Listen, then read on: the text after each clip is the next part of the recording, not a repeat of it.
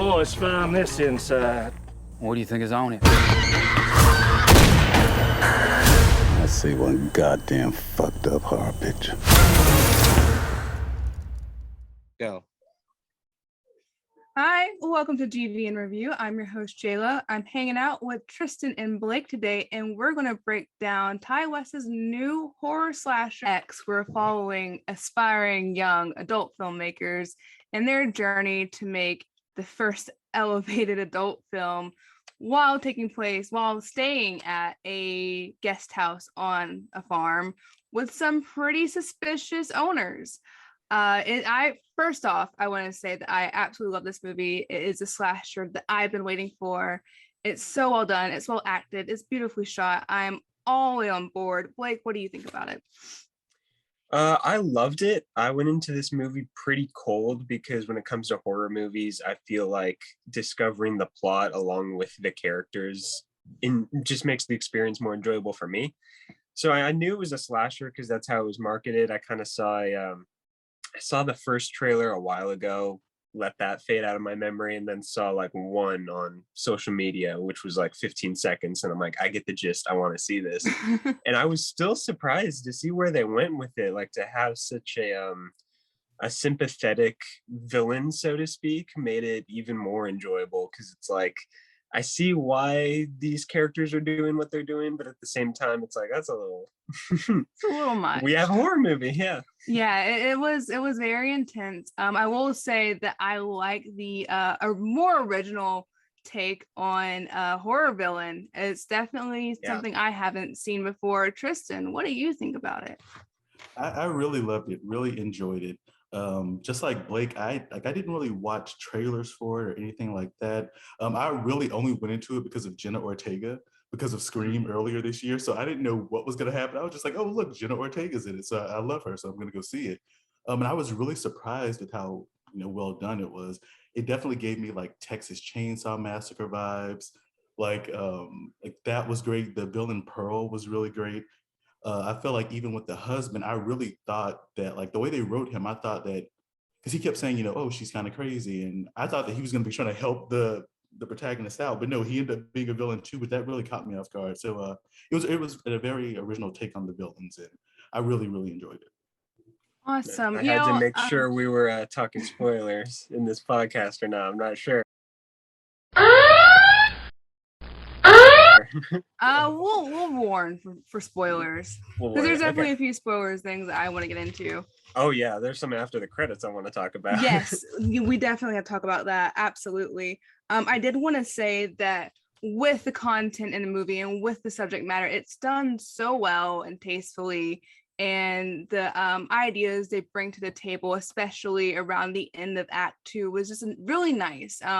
With horror films, they could have taken that in a very different direction, but all the characters were very human. I was rooting for all of them. I personally adored Brittany Snow. Of course, Mia Goth blew me away. I thought that was really nice to see a slasher that had sympathetic victims to speak. Mm-hmm.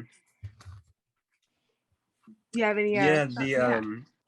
All of the main characters that we follow, and first of all, I love that you said Texas Chainsaw Massacre, Tristian, because immediately even the shot of all of them in the van together heading there, I'm like, this is a shot from Texas Chainsaw Massacre. Like, they're not hiding that. And even reading an article about the movie, I'm pretty sure they specifically said it's a cross between Texas Chainsaw Massacre and a few other movies, which I really love to see, because when you see modern day slashers try to pay homage to certain horror movies, I don't know if they necessarily go back that far. It's usually the 80s slashers. So it was refreshing to see 70s for once. And yeah, when it came to characters that you really want to see survive this whole movie, being a fan of Kid Cudi, same with all my friends that I saw it with, they're like, just keep him throughout the whole thing, please. So it feels nice to root for the characters in a slasher movie, because usually they're either annoying or like the typical stereotype, and you're just like, you're here to die. And that's not really fun to a degree. So this movie was a nice change of pace. Right. I feel like we're already getting spoilers. So if you still haven't seen X, I think we all say go watch it. It's great with friends. I highly recommend you go see it with friends. Tristian, Blake, you guys want to add anything to that for your overall review? I was gonna say so this is random, y'all. I'm gonna jump into this. That darn alligator. So I have a thing. Like I can't look at alligators or crocodiles. I can't look at pictures of them. I can't look at them in Oh movies. And no. what was so funny is that they kept like you knew it was gonna come back at some point. You know who it was Mhm. gonna eat, but you knew it was gonna eat somebody. So y'all, Oh, I yeah. was in the theater and I was like, when it finally got Brittany Snow, I was literally like this because I knew it was coming, and Mhm. I felt so lame. But yeah, that was one of my. It's oddly enough that was one of my favorite kills, just because again it personally freaked me out. Um, but yeah, just going back to what was said earlier, like I loved how the characters are like less stereotypical, but there was more like one thing we talked about in school. We would always talk about archetypes. Like the stereotype is what you see at first glance, but what's the archetype? Like what's the foundation? What's the core? And so I like that we got archetypes for these characters. Like there was depth. These are actual three-dimensional people. Yes, they're porn stars, and you may try to write them off because of that. But no, these are actually, over the course of the story, these are people we grow to care about. I did not know that was Kid Cudi, and it took me forever to realize that was Brittany Snow. I was like, not my John Tucker Must Die, Brittany Snow. Like, no, that is not her in this movie. But they all did an excellent job. Like, I didn't realize that Mia Goth played Pearl. I didn't know who that was Yes. until afterwards. Yeah, And I was the like, whole time I was like, that's not an old woman, that's someone in prosthetics. right. But I didn't know And I was who like, it who could was. be playing her? And looking in the credits as the credits are rolling, I'm like, no way. Like Right. that's insane. This was my first Mia Goth movie, but it won't be my last because I just loved her. Like, what was that line Maxine kept saying throughout the film? I won't accept the life I don't I deserve. I don't deserve. Mm-hmm. Like just even that one line that tells you so much about the character, that tells you that she has dreams and ambitions. And so I just love when you get little character moments like that, even if it's just a reoccurring mantra that tells you that there's more to this person than what you get at first glance. So that's just something I really enjoyed about Maxine. And she played both roles really well. I think that was the whole point of that scene, even of them all after they shot most of their movie, and they're just kind of sitting around talking, and Jenna Ortega's character is just trying to be like get it, like understand what the appeal is, and that's when you understand they're not just porn stars; that's their life. Like they said, like what? It's just like this is how I choose to live my life. Like you have your beliefs and your views, and I think that sets them apart too, where it's like they are trying to make a movie, but at the same time they're trying to express how they truly feel every single day. And that made me even go in the moment like, damn, like I really don't want anybody to die in this movie, but No, yeah. no, it wasn't gonna work out that way. No. Unfortunately not. I first thing, any horror movie that has a needle drop but Don't Fear the Reaper has me sold. Mm-hmm. 100%. As soon as I heard that, I knew it was about to flip. I wanted to say that I just lost my train of thought. Haha. I also, it's off topic, but I feel so bad. But when Jenny Ortega got shot, I laughed. I was shocked, but I kind of had to laugh because she ran out, and I thought she was going to survive, but no. Yeah, I didn't know if we were gonna get two final girls because we were following Mia Goth and Jenna Yeah. Ortega pretty much the whole movie. Poor So person. I was like, is it gonna be both of them, or is it gonna be one? I love the moment she got shot because, again, me as someone who discovered Jenna Ortega from Scream, I'm like, oh, Jenna Ortega, of course she's going to be our final girl in this. And like you said, the way they followed both of them, again, it could just kind of naturally built into it. And I wondered if they purposely release it after Scream. I mean, well, you know what I'm saying? Just because they knew like people would, I'm sure they didn't only do that just for Jenna Ortega, but like it was just the timing was perfect because it really made you feel like, okay, she's going to make it out. She's going to make it out. And so I was shocked when she got shot at the end. She Oh, got the rough of it too. With her fingers were so messed up. Did y'all It see was like Scream? wheezy. Did y'all see Oh, Scream when she got stabbed in the hand and Scream? And I tweeted like her Yeah, hands and fingers are just she's going just through it not this that year. whole lucky. opening was brutal for her, and even after that movie, let alone X, I was like, she's blowing up. She could be a mainstay when it comes to horror, and I'm pretty sure she loves horror anyway. So I'm A like, new keep doing Scream more, Queen. please. Yeah, exactly. I do want to say that the end where it's revealed that Maxine's dad was the guy on the TV, Mhm. I love that shot. I did too. love that reveal. It was a beautiful character moment, in my opinion, and it gave us so much knowledge of Maxine. Like, kind of filled in a lot of blanks for me, and I thought it was such a great way to end her arc. Yes. personally. And it explained why she was the main one who didn't like Jenna Ortega's character. They remember that the nickname for Jenna Ortega's character was Church Mouse. And I feel like Maxine was the main one against her. So when we got that reveal, I was like, oh, Jenna Ortega reminds her of everything she used to be and like where she came from. So yeah, I love that reveal. Yeah, and she is also silently judging them the whole time, and I feel like they all know that. So when it is that scene that I mentioned, them all talking, it's finally just like, hey, what's your problem? Like, this is how we live our life. You can do what you want, basically. So she was never a fan of hers to begin with. No, Not that at was a all. scene. No. We're good. And Continue. then I thought it was really interesting when Jenna Ortega's character, like her boyfriend, like, correct me if I'm wrong, during that scene where they're all sitting around, he's like trying to convince her that, you know, what we're doing is okay. It's, you know, well, he's trying to convince her that throughout the entire film. But the moment she said, oh, okay, I want to do a scene, he just flipped and like he was so bothered. I love that. Yeah. Oh, yeah. That was the whole point of the scene. He's like, it's not like love, it's not betrayal, it's just sex, and this is how you express that. And she's like, hey, then let me try it. And he's like, hang on. Like, Wait a second. And she's right. Like, if it is not a big deal or anything, and it's not a betrayal of anything, then why can't I? If it's just for the film. And yeah, she got him. Yeah, and, you know, another small line of dialogue that kind of hit home with me was when he was talking outside with, I forgot the character's name, the main producer, and he was like, she's a good girl. Wayne, thank you. It gave so much knowledge. It revealed so much of how he viewed the other two women in the movie. And I thought that was a little reveal that kind of clued you into how he actually viewed all of this. Yeah. Yeah. What did he say? Nobody in there is good, something like that. Yeah, he was like, no, none of them are good girls, or something like that. That's right. I was like, okay, Wayne. Wayne actually was a pretty good character too, because he could have easily just been 100% sleazy. But again, they made each of these characters so interesting, and you didn't want them to die at all. I'm glad, because every stereotype that I expected those characters to fill, they never did. So I want to give the movies props for that. Like you said, Wayne was never sleazy. These characters, they can stand on their own. I never have to think about a past horror movie like, hey, this character's going to die now because it's their time to die. And instead, it would have the character in a pretty dangerous situation. I'm like, damn it, they're going to die. They're alone in the woods, or they're alone in the shed. It's not good. Not good. I have my favorite question I ask after every single movie. What was your favorite part? Tristian, what was your favorite part? My favorite part. You know what? I really enjoyed the climax when, no pun intended, but like the climax when they're in the hallway and like the old man is about to, like, I think they're dragging in Jenna Ortega's character's body, and then he has a heart attack. Like that's been like a reoccurring thing throughout the entire movie. And then Pearl tries to shoot her, but then gets thrown out the door and she breaks her hip. Like, those are things they set up, and you're just like, okay, those are throwaway lines of dialogue, but they really came back to factor into the climax. So I really enjoyed that part.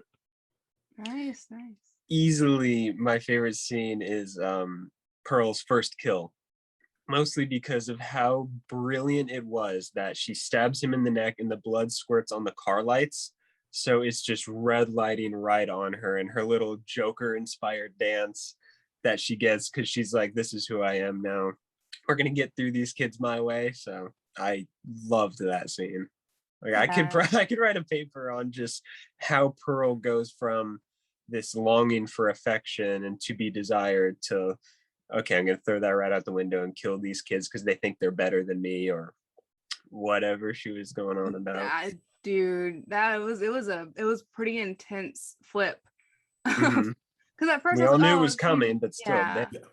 You know, some people thought that Jenna Ortega's boyfriend was going to be the one that flips, and it's going to be like a change of pace. But I'm personally glad that we got Pearl as our villain, and she stayed the villain. I spoiled my favorite part. My favorite part was the reveal of Maxine's dad. Just the way it was shot, the way it looked, that entire scene, her saying her mantra once again in time with the TV, I loved. I adore this movie. I love slashers. The newest Texas Chainsaw Massacre didn't really scratch the itch I was looking for, and this hit the spot for me. I'm very Yeah. excited, and I am excited to talk about Pearl. Blake, you wanted to talk about it, so why don't you go Yeah. first? It was perfectly timed because my next thing actually leads into that. I was wishing we could know more about what happened to that man that was chained up in that basement. And I was upset when the credits rolled because I was like, dang, the movie opened with, oh my God, like the side of that throughout the movie, you realize, oh, he's probably who they're looking at. And then you never really revisit that. So when after the credits, they give us the trailer for the prequel Pearl that is also coming out this year. And I'm like, okay, maybe we'll get the answer in that movie, which that movie looks incredible because even reading up on that, they're they're trying to follow a different era of filmmaking. Like this one was 70s, the uptick of porn. I think Pearl is going to be Hollywood, like that's impact in. He said like Nanny McPhee or something like that. Not Nanny Mhm. McPhee. Oh, Mary Poppins. Mary Poppins. Thank you. Yeah, it's going to be I know Mary where Nanny Poppins McPhee came from. and Ty West, the director, right? That's Ty West. Yeah. Yes. He also has a third movie planned that'll follow a different era of filmmaking. So the fact that this just instantly became a franchise, A24's first franchise, has me excited. And X was so good. Pearl looks honestly even better. It And I don't know if it's does. too early to say that, but I just love the style of that quick little trailer. What did you guys think about it? So I didn't find out there was an after credit scene until like a few days after I saw the movie, and then I also discovered that I was reading that they had shot a Pearl film like right after X. So like I need to go look for that trailer. But like I'm super excited to see more of Pearl's backstory. I know they said, and I read that that guest house was like a boarding house during I think World War II or like after World War II. So hearing that Mary Poppins reference, like I just imagine Pearl is like this very twisted, dark version of Mary Poppins. So I'm like really interested in seeing that. I might be jumping the gun on that assumption, but I just really want to see what her history is. I think it's gonna be really interesting. Right. Yeah. The trailer looks insane in all the best ways. I love an insane, crazy, this wild horror movie, and it looks like it ticks all those boxes. I will say about the dude in the basement, my second watch, I caught I think it was, I forgot who it was. They're drinking out of a bottle of milk, thingy of milk, words. Mm-hmm. And the missing persons picture is the guy that's in the basement.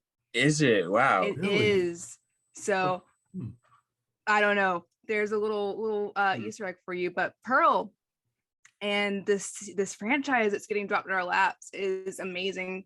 I love the idea of going at the sequels with different eras and filming them in that style because X was done perfectly as far as 70s cinematography. And yeah, I love Mia Goth. I'm so excited to get more of her. I'm so at one point someone just explodes in the trailer. I don't know what's going on, but it looks so much fun. And A lot more bright than X is already. Yeah, it looks like I think Ty West specifically described it as like a Technicolor kind of take on it. And I love it. I love taking the ideas that he the different eras and applying a new twist to horror to them. I think it's gonna be wonderful. Yeah, it reminds me of Midsummer, filming a horror movie almost completely in the daytime. I think is really cool. Not more horror movies should do that, really. Like you could get pretty creative and it might help you kind of steer away from, okay, there's gonna be a jump scare there, or I feel like this character's gonna go in the basement or upstairs, just things like that. Yeah. Any other thoughts you want to throw in? So I wanted to ask you both, because there's debate about this, whether X is an elevated horror film. Like, what do you guys think? Oh boy. Blake, do you want to go first? Shall I? Maybe you go first. I got a couple thoughts. So I am pretty iffy on the use of elevated horror. I'm not sure how I even feel about it yet. It's such a like there's a lot that goes into it, but I wouldn't call it an elevated horror. But it's still amazing. Like I don't want to say like elevated horror shouldn't mean like only good horror movies are elevated. For me, I think elevated horror is something that gives you more to chew on. Does that make sense? It's more psychological, more not deeper per se, but there's a lot going on to unpack. And X is pretty much the most straightforward horror film we've gotten from A24, and in a great way. I love that. I don't need every horror movie to be a Hereditary or a Midsummer or a Babadook. I just want a fun time with good characters and, see if they survive. But I wouldn't call it elevated. It's a beautifully shot. It's well made. The sound design is fantastic. The soundtrack's fantastic, but I wouldn't call it elevated. Exactly my thoughts. Straightforward is the term I was looking for, because I wanted to say it played it safe, but it didn't. It felt like the cast and crew genuinely loved the horror genre, and they just made a good horror movie. Like, they told a simple story with compelling characters and great villains and nailed it. And then it just so happened to turn into a franchise, because when they wrap filming, they're like, hey, we could make a prequel. And A24 is like, hang on, like, you might be onto something. Luckily, you cast your lead actress also as the old villain, so we can do a prequel. So not only did they just make a pretty straightforward horror movie from the hearts of true horror fans, but it's spawning into a franchise, keeping the multiple sequels alive. So yeah, I don't know about elevated, but it's pretty flawless. I need to see it again. I have only seen it once to come clean, but so good. I'm dying to see it again. My first watch, I had teenagers. It was spring break. I had teenagers that were talking the entire time. They, when Mia Goth was under the bed, when that scene started rolling, they walked out. They're like, nope, that was it for them. They had enough. The only time that I've seen that was Hereditary, when the head hits the pole. I had 3 old ladies in my theater like, no, done, out of here. That's the one time I've seen people leave a horror movie because of sheer the audacity to put that on my screen. So that was funny. Crowd wasn't happy. They were like split between 2 rows and talking back and forth to each other the entire time. So Wow. I actually had my theater all to myself for this movie. I saw it smack dab middle of the day too, so maybe that didn't help. That's nice though. Nice. Oh, I loved it. Yeah, no, it was great. Tristan, what do you think about the elevated horror? What's your take on it? No, I agree with you both. I think it was just a straightforward horror film. Really well done. Again, the characters, they were not stereotypes. You are actually invested in them. You actually want to see them survive. But I don't necessarily agree with that elevated. I don't agree with it being elevated. And kind of at what you mentioned earlier, the way that term is used, like, oh, it has to be, hit a certain marker to get that term. Like, I'm kind of conflicted on the use of that terminology. Let me just say that. But I feel like this is just a good movie. It's a really good movie. Mm-hmm. Absolutely. Maybe we'll have to do an episode and we get into elevated horror, what it means and the impact of the word. But we all love the movie. There's so much more to come. I'm sure we're all going to be there for Pearl. Do you guys have anything else you want to add? I just want a release date for Pearl. Like, yes. It's slated for this year. I'm sure it'll be October, something later this year, but I want it as soon as possible.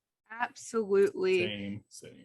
Absolutely. Thank you guys so much for tuning in and hanging out with Geek Vibes Review. We will see you next time, and stay safe and avoid any old people. You already said it. Go ahead and say it. I think you're right either way. Oh no, please. Old people are so nice. Oh my God. I'm going to just say the outro again. Thank you guys so much for tuning in and hanging out with us. Obviously, we all loved X and we cannot wait for Pearl. Join us next time. Stay safe and please avoid any spooky guest house situations or I guess Airbnbs these days. Thanks, guys. That works too.